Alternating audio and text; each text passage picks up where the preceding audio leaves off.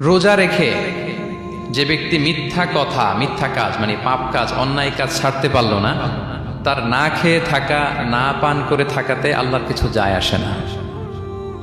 তার ওই রোজার আল্লাহর কোনো প্রয়োজন নাই। এটা জাস্ট উপোস, এটা জাস্ট অনাহার, জাস্ট আমি পানি খাইনি, আমি খাবার দাবার গ্রহণ করিনি, দ্যাটস ইট, এতটুকুই।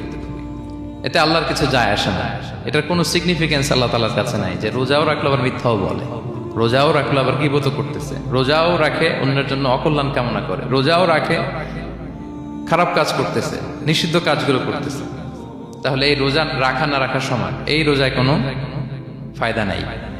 একটা ওয়ার্নিং পাওয়া গেছে না এখানে, যে ওয়ার্নিং, রোজা রেখে সাবধান, কোনো পাপ কাজের সাথে জড়ানো যাবে না। আরেকটা ভয়ঙ্কর ওয়ার্নিং, যেটা বেসিকলি রাসূল সাল্লাল্লাহু আলাইহি ওয়াসাল্লামের পক্ষ থেকে গভীর হুঁশিয়ারি এবং বদদোয়া, বেসিকলি খুবই ভয়ঙ্কর এই বর্ণনাটা।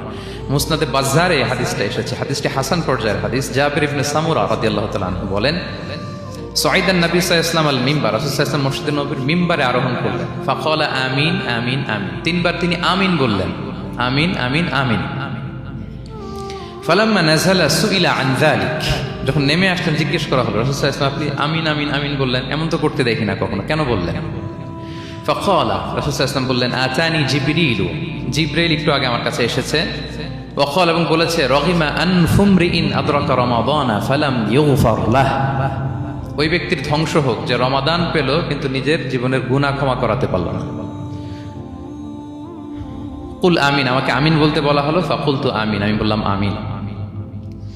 রহিমা আনফুমরিইন যুকিরতা ইনদাহু ফালাম ইউসাল্লি আলাইহি, যার সামনে হে নবী আপনার নাম উচ্চারণ করা হলো কিন্তু সে আপনার উপর দুরূদ পড়ল না, তার ধ্বংস। আমি বললাম আমিন। রহিমা আনফু রাজুলিন আদরাকা ওয়ালিদাইহি আও আহাদাহুমা ফালাম ইউগফার লাহ, যে ব্যক্তি তার পিতামাতা উভয়কে পেল কিংবা দুজনের একজনকে পেল কিন্তু তাদের সেবা শুশ্রূষা, তাদের প্রতি ইহসান করে, তাদের খেদমত করে সে ক্ষমা পেল না, আল্লাহর পক্ষ থেকে ক্ষমা অর্জন করতে পারলো না, তার জন্য ধ্বংস। আমি বললাম আমিন।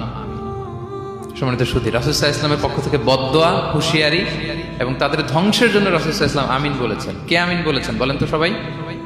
কে বলেছেন? স্বয়ং রাসূলুল্লাহ সাল্লাল্লাহু আলাইহি ওয়াসাল্লাম বলেছেন আমিন। রগিমা আনফুমরিইন আদরাকা রমাদানা ফালাম ইউগফার লাহ, ওই ব্যক্তির ধ্বংস যে রমাদান পেল কিন্তু নিজের গুনাহ ক্ষমা করাতে পারল না। এবার কি একটু ভয় লাগতেছে? এতক্ষণ তো খুব হোপফুল ছিলাম আমরা, এখন কেমন মনে হচ্ছে আপনাদের বলেন? রমাদান পেলাম কিন্তু মুক্তি নিশ্চিত করতে পারলাম না, ক্ষমাপ্রাপ্ত বান্দাদের যে লিস্ট ওখানে নিজের নাম তুলতে পারলাম না, তাদের জন্য ধ্বংস। এবং এই বদদোয়া করে স্বয়ং রাসূলুল্লাহ সাল্লাল্লাহু আলাইহি ওয়াসাল্লাম বলেছেন আমিন। তো এই দোয়া তো সুনিশ্চিতভাবে আল্লাহ তাআলার কাছে কবুল।